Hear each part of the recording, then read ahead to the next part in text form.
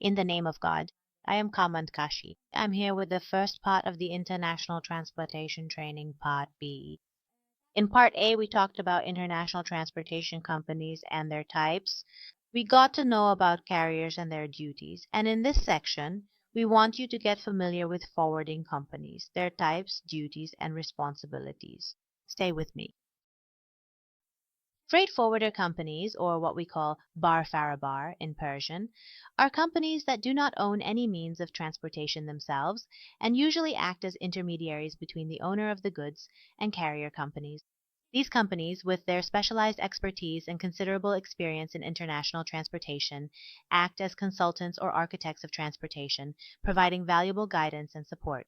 When the owner of the goods contacts freight forwarder companies and asks them how to import goods from a country or export them to another country, the forwarder companies must introduce the best and most cost-effective method to the owner.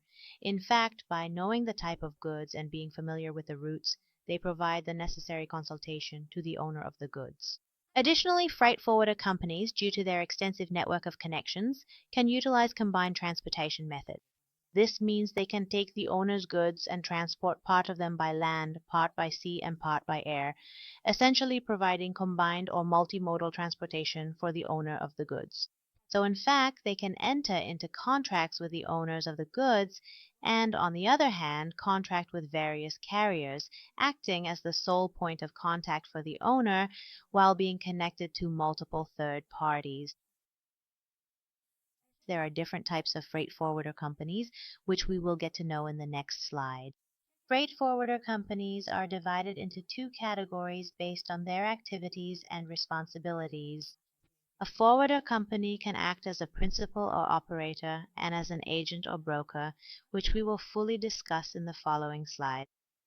A forwarder company acting as a principal or operator is a company that, as a carrier, enters into contracts on one side with the cargo owner and on the other side with the carrier or various carriers.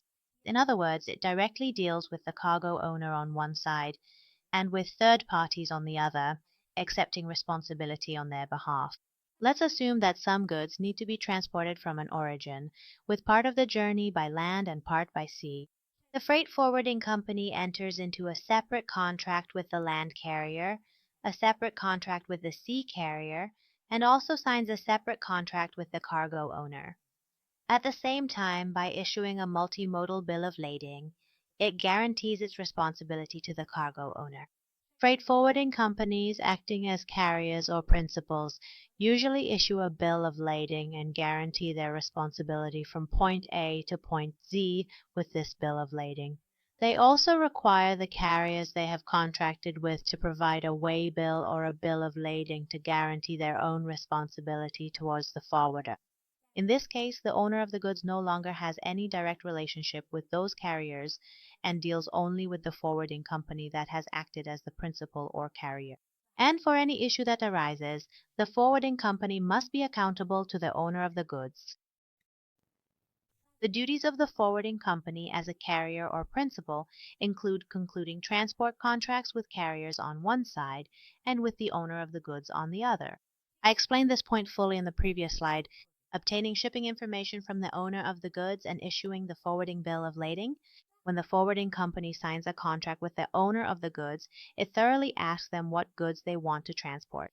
It obtains all the information, the HS code, and every detail about the goods, and based on the information received from the owner, issues a transport document or bill of lading, which is then given to the owner as a receipt for the delivery of the goods. Carrying out the transportation operations and providing the agreed services are done according to the contract they have signed and the origin and destination they have specified together. The owner of the goods expects the forwarder to transport the goods and, in fact, deliver them to the intended destination as per the commitment made to the owner. Preparing and providing the necessary reports to the owner of the goods during the transportation process. In fact, while the forwarder is transporting the goods, they must also provide the necessary updates to the owner of the goods. That is, it shouldn't be the case that after receiving the goods, the forwarder gives no information to the owner until the goods reach their destination. Instead, the owner should be informed step by step about the status of the goods and be told, for example, that their goods are currently at a certain stage. for instance, now the goods have been loaded. Now they've been loaded onto the ship, and in this way the owner should be kept informed throughout the transportation process, delivering the goods to the destination customs in good condition, ensuring their safety and preservation along the way, and making every effort to deliver the goods intact to the destination, settling accounts with the transport agents, and receiving the shipping documents. In fact, according to the contract that the forwarding company has signed with the carrier or multiple carriers, as we mentioned, it must settle accounts with them and obtain the necessary documents from them, receiving the freight charges and other operational costs from the owner of the goods in due time. The forwarder must collect the relevant costs from the owner and provide them with the necessary documents, as well as deliver the documents to the owner as previously explained. These were in general the duties of the forwarding company in relation to the client or principal. A forwarding company in the role of an agent or broker is a company that does not itself carry out the transportation of goods, nor does it enter into contracts with third parties. Instead, it is nominated by its own representative at the origin to perform a series of tasks at the destination. Now, when we refer to this company at the origin, we mean the forwarding company acting as the principal or client. The forwarding company, acting as an agent or broker at the destination, must carry out a series of tasks on behalf of the cargo owner. It must make certain payments. It must deliver the shipping documents to the cargo owner at the destination, and its responsibilities compared to the forwarding company acting as the principal are much, much less. Sometimes, depending on the shipping term agreed upon between the buyer and the seller, which may fall under groups E or F, the forwarding company at the destination, which acts as the agent, might enter into a contract with the cargo owner. However, even in this method, it still asks its representative at the origin to handle the shipping procedures, to pick up the goods from the origin, and in fact to enter into contracts with those third parties. The forwarding company located at the origin acts as the principal. It coordinates with the carriers as needed, transports the goods, and delivers them to the destination. And the company at the destination that has signed the contract still acts as the agent and only has a contract with the cargo owner. It does not deal with the carriers or other third parties.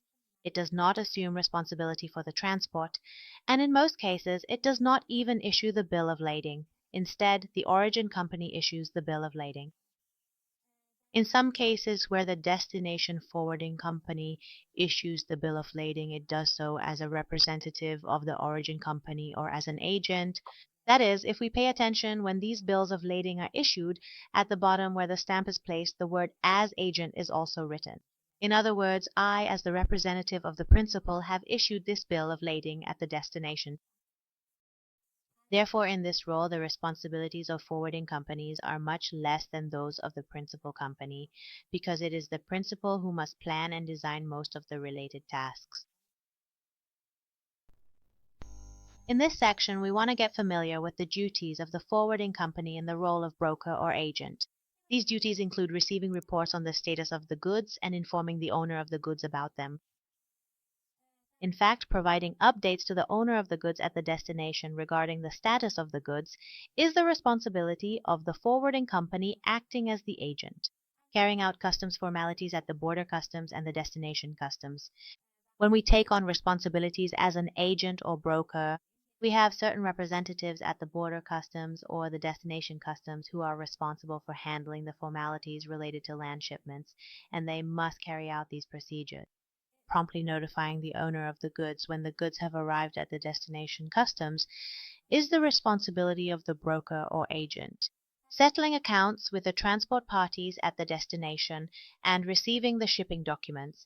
If we are acting as an intermediary here and need to obtain the shipping documents from another carrier who has been nominated by the forwarder at the origin, we must go and settle accounts with that party at the destination and collect the documents from them. If the freight contract is on a freight collect basis, collecting the freight charges from the cargo owner and in fact carrying out a series of tasks at the destination is the responsibility of the agent or brokerage company. Additionally, there are certain forwarding services which actually constitute the profit for the forwarder company when acting as an agent or broker.